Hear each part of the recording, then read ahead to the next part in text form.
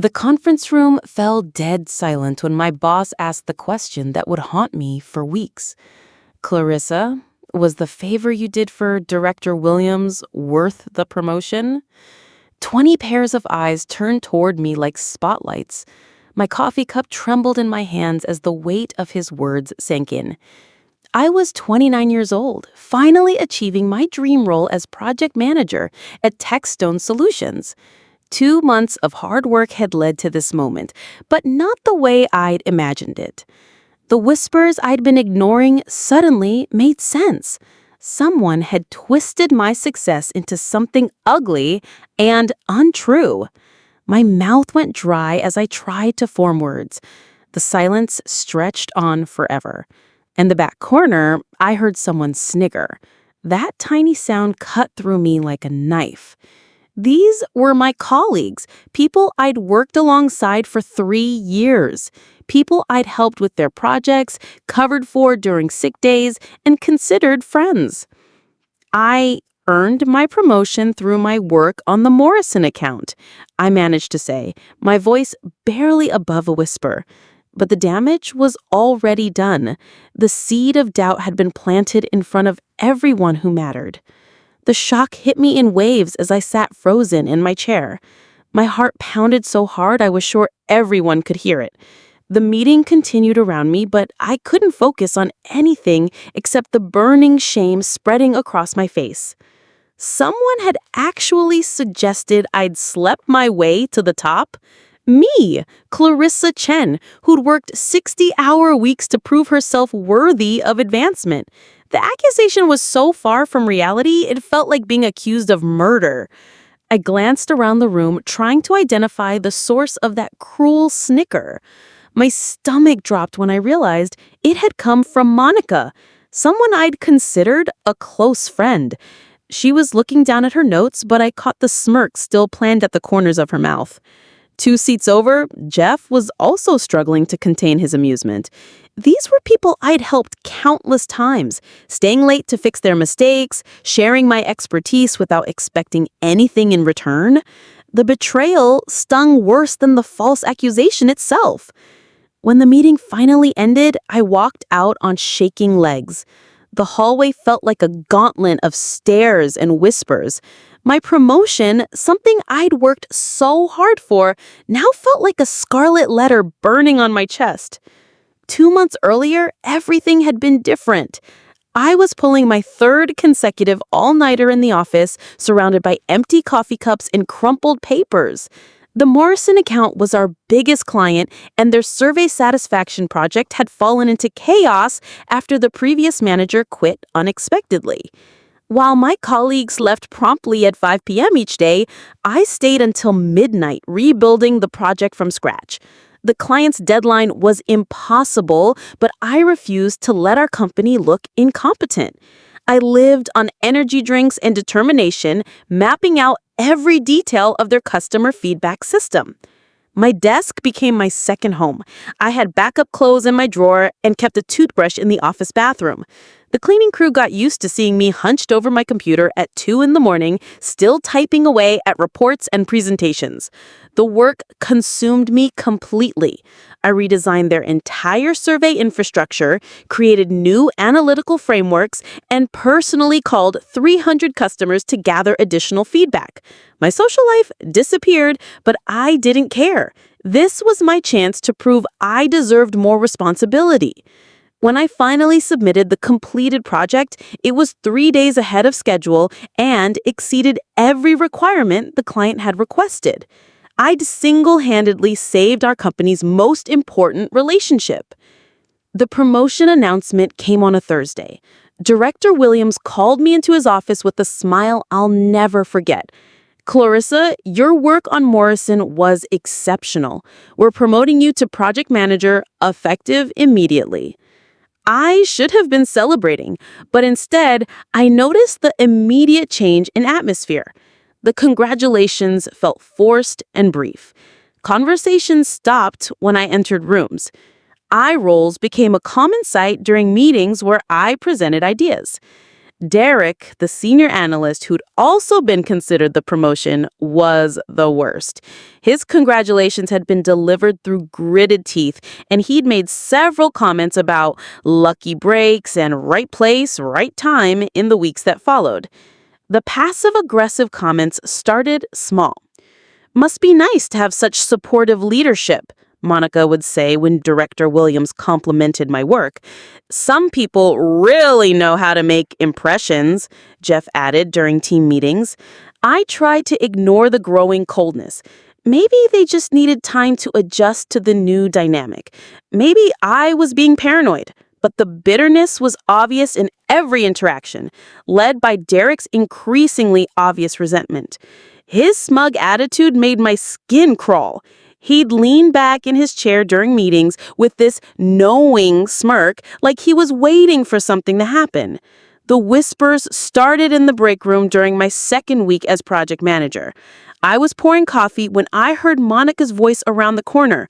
"She didn't earn it," she was saying to someone. "You know what she did." My blood turned to ice. I stayed frozen by the coffee machine, hoping to hear more, but they must have sensed my presence because the conversation stopped abruptly. When I rounded the corner, Monica and two other colleagues were suddenly very interested in their phones. Over the following days, I caught more fragments. "Favor for the director," whispered in the hallway. "We all know how she really got promoted," muttered during lunch breaks. Each comment was like a small poison dart injecting doubt and shame into every interaction. The worst part was watching how people treated me differently. HR started asking pointed questions about my relationship with management.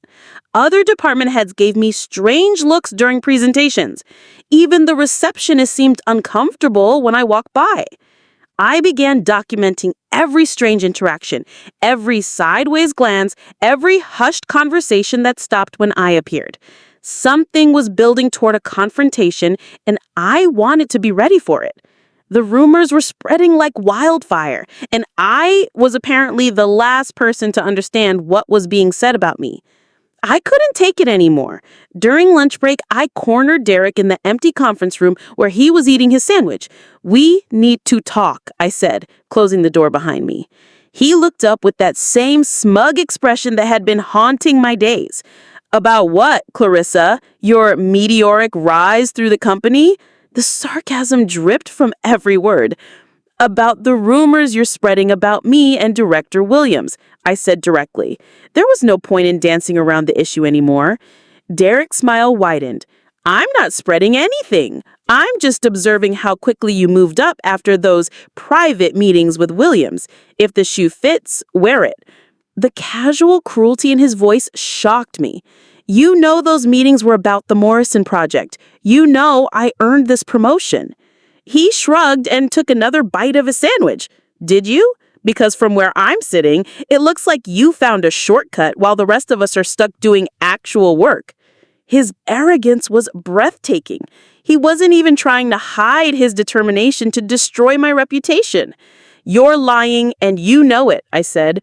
"Prove it," he replied with a grin that made my stomach turn. "Good luck with that." The isolation began immediately after my confrontation with Derek. Lunch invitations stopped coming. The group chat that used to buzz with inside jokes and weekend plans went silent whenever I was added to conversations. Colleagues I helped for years suddenly had no time for me. When I offered assistance on projects, I was politely but firmly declined. "Thanks, but we've got it covered," became the standard response to any attempt at teamwork. The loneliness hit harder than I expected.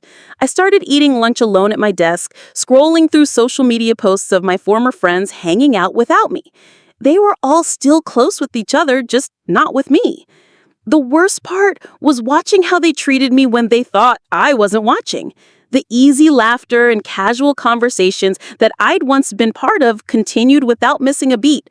I'd been surgically removed from the social fabric of the office. That night, I sat in my apartment and cried for the first time since college. The weight of everything crashed down on me at once.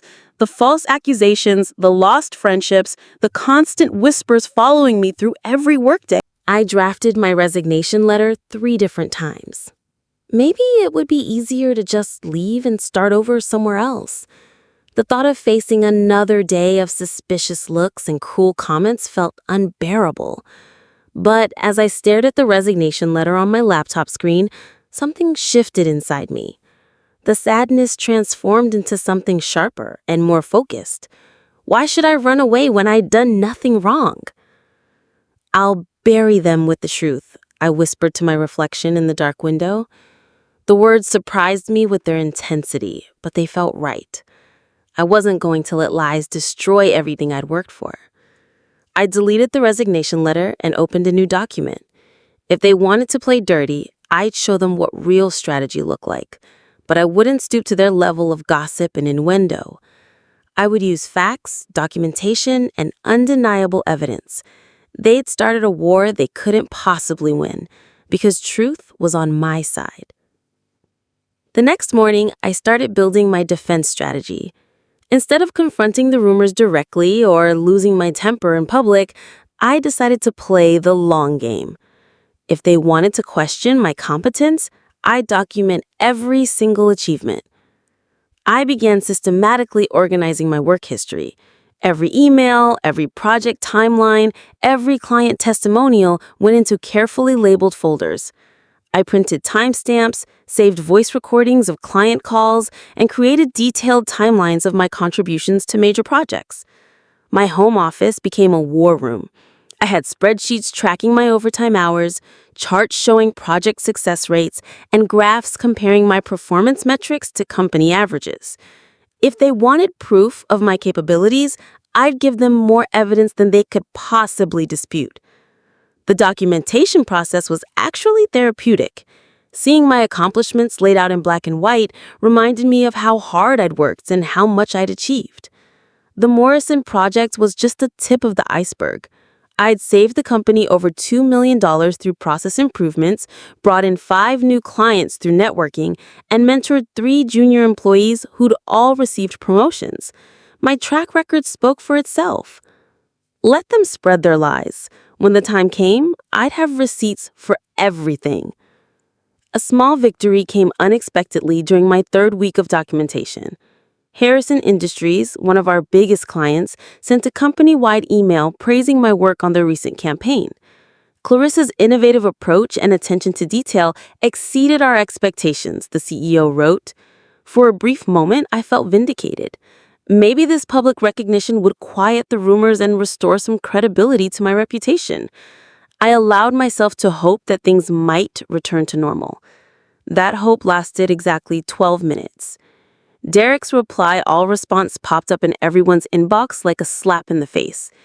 "Guess some people really know how to get ahead in this industry," he wrote with a winking emoji. My face burned with humiliation. He'd managed to turn a legitimate client compliment into further evidence of his disgusting theory. The subtlety made it even worse. He could always claim he was just making a general comment about success. Several colleagues replied with laughing emojis. My stomach churned as I realized how many people were enjoying this public harassment. They were treating my professional reputation like entertainment. I closed my laptop and locked myself in the bathroom until the shame passed. When I returned to my desk, I had 3 new items to add to my evidence file. Patricia, a senior consultant in her 50s, approached me quietly after the email incident. She'd always been professional but distant, so I was surprised when she asked me to join her for coffee in the lobby. "I've been watching what's happening to you," she said once we were seated away from other employees. "I want you to know that some of us see through the lies." The kindness in her voice almost made me cry again. "It's been horrible," I admitted. "I don't know how to fight back without making things worse." Patricia leaned forward with the intensity of someone sharing crucial wisdom. "Don't fight their fire with fire," she said firmly. "That's what they want, for you to lose your composure and prove their point about you being unprofessional." She stirred her coffee thoughtfully. "Collect your receipts, document everything, let them light themselves up while you stay focused on the truth." "How do you know this will work?" I asked. "Because I've seen this before," Patricia replied grimly. This isn't about your promotion. It's about power and jealousy. They're hoping you'll quit or get fired. Don't give them that satisfaction. Her confidence gave me strength I didn't know I needed. Maybe I wasn't as alone as I thought. Following Patricia's advice, I began probing discreetly to understand the full scope of the rumor campaign. I started paying closer attention to office dynamics and social interactions, mapping out the relationships and alliances. It didn't take long to identify the core group responsible for spreading the lies. Derek was obviously the ringleader, but Monica and Jeff were his most reliable allies. They worked together like a well-oiled machine, dropping hints and making comments that reinforced each other's implications. I discovered that Monica had been particularly vicious in her gossip sessions with the administrative staff. She'd been suggesting that my late nights in the office weren't spent working, but doing other things to advance my career. Jeff had been more subtle, but equally damaging. He specialized in asking loaded questions during team meetings. Clarissa, how do you manage to get such quick approvals from leadership? Or what's your secret for getting Director Williams to prioritize your projects? The coordinated nature of their campaign was impressive in its cruelty. They turned character assassination into a team sport, with each person playing their assigned role in destroying my reputation. But knowing my enemies also meant I could predict their next moves and prepare accordingly. I decided to set a trap. During a team meeting, I casually mentioned that there might be new oversight on internal communications due to some unspecified HR concerns. It was vague enough to be meaningless, but specific enough to make guilty people nervous. Sure enough, Derek took the bait. Within an hour of the meeting, he sent an email to Monica and Jeff that he carelessly CC'd to several other colleagues, including myself. "Looks like someone's getting desperate," he wrote. "New oversight? What's she gonna do? Monitor our conversations?" The email continued with more mocking commentary about my obvious attempts to control the narrative and suggestions that I was spiraling because the truth was coming out. His arrogance had made him sloppy. What Derek didn't realize is that I'd set up my email to automatically forward copies of any messages containing my name. His mocking email, sent to multiple colleagues, was now permanently documented with timestamps and recipient lists.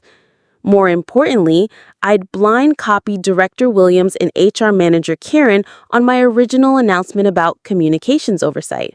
They'd received Derek's mocking response and could see exactly how he was treating a fellow employee. The trap had worked perfectly. Derek's own words would be his downfall. The consequences came faster than I expected. By the next morning, Derek was called into HR for a disciplinary meeting. When he returned to his desk 2 hours later, his smugness was replaced by barely contained anger. Karen, the HR manager, sent him a formal warning about professional communication standards. The warning was confidential, but Derek's reaction made it obvious that he'd been officially reprimanded for his behavior. Instead of learning from the experience, Derek doubled down on his arrogance. During lunch, I overheard him bragging to his clique about the meeting. "She's so desperate, she's trying to get me in trouble with HR," he said loudly. "This just proves how guilty she is."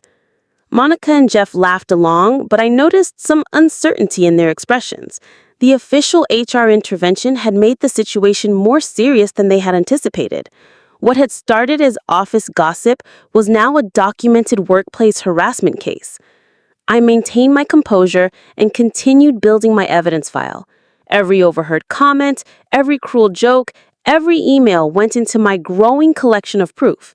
I was methodically documenting a pattern of workplace bullying that would be impossible to deny. Derek thought he was winning, but he was actually just digging his grave deeper with every word. The centerpiece of my defense was a comprehensive portfolio of my professional achievements. I'd spent weeks organizing every piece of evidence that demonstrated my competence, work ethic, and legitimate qualifications for the promotion. The portfolio included detailed timelines of the Morrison project, showing exactly how I turned around a failing account through 60-hour work weeks and innovative solutions. Client testimonials praised my dedication and expertise. Performance reviews from the past 3 years consistently rated me as exceeds expectations in every category. I had meeting records showing my attendance at every important client presentation, email threads proving my leadership on team projects, and financial reports documenting the revenue I generated for the company. Every claim about my professional abilities was backed up with multiple sources of verification. The evidence was so comprehensive that it told a complete story of my career progression. Anyone reviewing the portfolio would see exactly why I deserved the promotion and how the rumors about my character were completely fabricated. But the most powerful element was the contrast between my documented achievements and the complete lack of evidence supporting the accusations against me. My critics had gossip and innuendo. I had facts and proof. No rumor could touch this level of documentation. I submitted my Morrison Project case study to the company's annual recognition committee, but I did it anonymously through the internal suggestion system. The committee reviewed successful projects from the year and selected the most impressive examples for company-wide recognition. 3 weeks later, the results were announced. My Morrison project was chosen as one of the top 3 business successes of the year. The committee praised the innovative problem-solving, exceptional client service, and remarkable turnaround of a critical account relationship. When Director Williams announced during the all-hands meeting that the anonymous submission was actually my work, the room erupted in surprised applause. For the first time in months, I felt genuine recognition for my professional accomplishments. But my moment of triumph was short-lived. As the applause died down, I heard Derek's voice from the back of the room. "We all know how she really got that project completed," he said, just loudly enough for nearby colleagues to hear. This time, though, something was different. Instead of the usual snickers and knowing looks, I saw several people turn toward Derek with expressions of disapproval. His comment felt stale and desperate in the context of legitimate professional recognition. The tide was slowly turning, but Derek was too arrogant to notice. The anonymous recognition changed the dynamic in the office, but not in the way Derek expected. When he made his snide comment about knowing how I really got that project completed, several colleagues looked uncomfortable rather than amused. Patricia later told me that people were starting to question the rumors. An anonymous committee selected your work based purely on merit, she pointed out. That's pretty hard to explain away with office gossip. But Derek wasn't ready to give up. Instead, he became more desperate and obvious in his attacks. During a department meeting, he interrupted my presentation to ask, "Are you sure you did all this work yourself? It seems like a lot for one person." The question was so loaded and unprofessional that several people shifted uncomfortably in their seats. Director Williams frowned and asked Derek to save his questions for the end of the presentation. Later that day, I overheard 2 colleagues discussing Derek's behavior. "He's getting weird about this whole thing," one of them said. "It's starting to feel like harassment." The recognition had given me credibility that even Derek's rumors couldn't completely undermine. People were beginning to see his behavior for what it really was: unprofessional jealousy disguised as concern about company standards. HR called me for a meeting, and I walked in prepared for the worst. But instead of accusations, Karen greeted me with a serious but respectful expression. "We've received some concerning reports about workplace harassment. We'd like to hear your side of the story." I calmly pulled out my folder of documentation, not the complete portfolio, just a selection of the most relevant evidence. "I've been tracking a pattern of rumors and harassment for several weeks," I said, sliding the papers across her desk. Karen's eyes widened as she reviewed the timeline of events, the documented comments, and the email evidence I gathered. "This is very thorough," she said. "You've been keeping detailed records." "I wanted to make sure I had facts rather than just complaints," I explained. "The rumors about my promotion have created a hostile work environment, and I can prove that certain colleagues have been deliberately spreading false information. Karen spent an hour reviewing every piece of evidence: the emails, the overheard comments, the timeline of escalating harassment. Everything was documented with dates, times, and witnesses. "This is a clear case of workplace bullying," she finally said. "Thank you for bringing this to our attention with such detailed documentation." For the first time in months, I felt like someone in authority was actually listening to me. The most shocking revelation came when Karen shared information I hadn't expected. "You should know that you're not Derek's first target," she said carefully. "We've had similar complaints about his behavior toward other employees in the past." She couldn't share specific details due to confidentiality, but she explained that there was already a pattern documented in Derek's personnel file. My case wasn't isolated. It was part of a larger history of workplace harassment. "Why wasn't anything done before?" I asked, feeling angry on behalf of his previous victims. "Previous complaints were harder to substantiate," Karen admitted.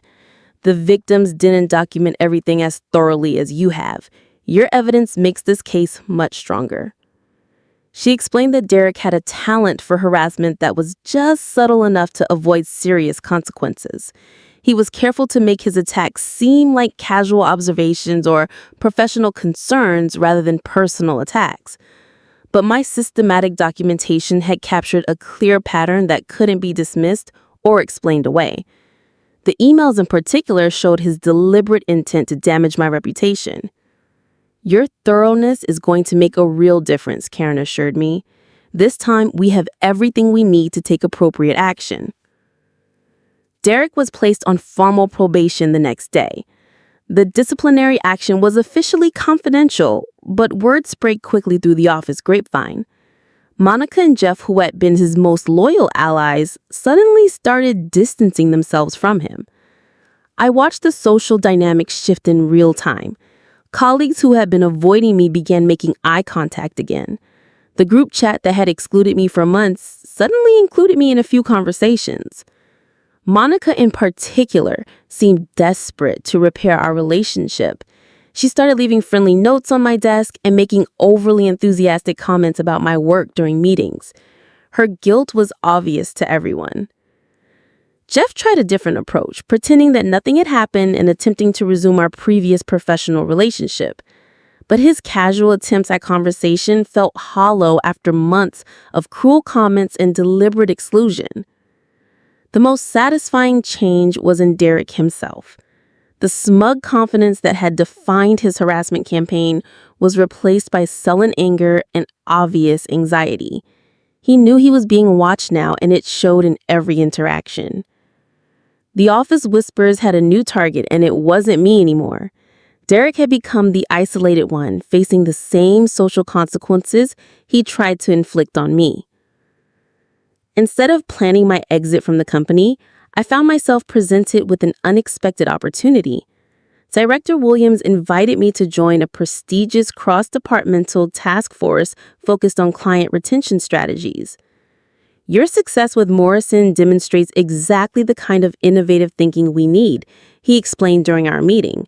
"This task force reports directly to senior leadership and could be a significant career advancement opportunity." The irony wasn't lost on me. This was the same type of high-profile assignment that Derek had been angling for throughout his career. His harassment campaign had been motivated partly by jealousy over my promotion, and now his behavior had eliminated any chance of his own advancement. I accepted the position quietly, knowing that Derek would hear about it through the office network. The task force would give me visibility with senior executives and position me for even greater opportunities in the future. Meanwhile, Derek was stuck in his current role with a disciplinary record that would follow him for years. His reputation as a workplace bully had spread throughout the company, making him toxic for any leadership positions. The contrast between our trajectories couldn't have been more stark. While he'd been focused on tearing me down, I'd been building myself up with documented achievements and professional excellence. The quarterly presentation gave me a chance to demonstrate the results of my systematic approach to the harassment situation. When leadership praised my work on the Morrison project and my contribution to the task force, I felt genuine pride in my accomplishments. Derek, apparently unable to help himself, tried one last desperate attack. I just want to make sure everyone understands the full context of Clarissa's recent success, he said during the question period. The room went completely silent. His comment was so obviously inappropriate that several executives exchanged looks of disbelief. Director Williams' expression shifted from confusion to anger. I remained calm and opened the folder I'd brought to the presentation. Unlike some people, I don't need rumors to prove my worth, I said clearly. Everything I've accomplished is documented with evidence, timelines, and client testimonials. I briefly summarized the key points of my achievement portfolio: the revenue generated, the problem solved, the innovations implemented. Every claim was backed up with concrete proof that anyone could verify. The contrast was devastating. While Derek offered innuendo and speculation, I provided facts and documentation. While he tried to tear others down, I focused on building value for the company. The room remained silent until Director Williams firmly moved the presentation to the next topic. Derek's face had gone completely pale. The end came faster than I'd expected. 2 days after the quarterly presentation, Director Williams called an emergency meeting with HR and senior leadership. Derek was terminated for misconduct, workplace harassment, and behavior detrimental to company culture. I wasn't present for his firing, but I heard about it from Patricia. He tried to argue that he was just expressing legitimate concerns about professional standards, she told me, but the documentation you provided made his real motivations obvious. The termination was handled professionally but firmly. Derek was escorted out of the building that afternoon, his personal belongings packed in a single box. 3 years of employment ended in one humiliating exit. Monica and Jeff, who had been his primary co-conspirators, were officially reprimanded but kept their jobs. However, their reputations were permanently damaged by their association with the harassment campaign. The office atmosphere changed dramatically overnight. Conversations became more respectful, collaboration improved, and the toxic culture that had dominated recent months began to fade. I felt no satisfaction in Derek's downfall, just relief that the harassment was finally over. Justice had been served through proper channels, with documentation and evidence rather than revenge or gossip. With the toxic situation resolved, I realized that I'd outgrown my current position at the company. The task force work had exposed me to senior executives at other firms, and several had reached out for leadership opportunities. After careful consideration, I accepted a director-level position at a competing firm that offered better advancement opportunities and a more positive culture. My departure from Techstone was entirely on my terms, a graceful transition that enhanced my professional reputation. The announcement of my resignation surprised my colleagues who had assumed I'd want to stay and enjoy my vindication. But I'd learned that sometimes moving forward means leaving the past behind completely. Director Williams was disappointed to lose me, but understanding about my decision. You've handled this entire situation with remarkable professionalism. Any company would be lucky to have you, he said during my exit interview. My farewell was warm and respectful. The colleagues who had supported me through the harassment expressed genuine sadness about my departure. Even some of those who had initially believed the rumors apologized and wished me well. I was leaving stronger, more confident, and with a clear understanding of my own worth and capabilities. 6 months later, I was settling into my new role as operations director when I received an unexpected email. Derek had found my professional contact information and was asking for a reference for a job application. I know we had our differences, but I hope you can appreciate that I'm trying to rebuild my career. A positive reference from you would mean a lot." I stared at the message for several minutes, remembering the months of harassment, the cruel comments, and the systematic campaign to destroy my reputation. He tried to cost me everything I'd worked for, and now he wanted my help. I could have written a scathing response. I could have detailed exactly why I would never recommend him for any position. I could have reminded him of every cruel thing he'd said and done. Instead, I did something much more powerful. I simply deleted the email without responding and closed my laptop. Some people don't deserve your energy, even for revenge.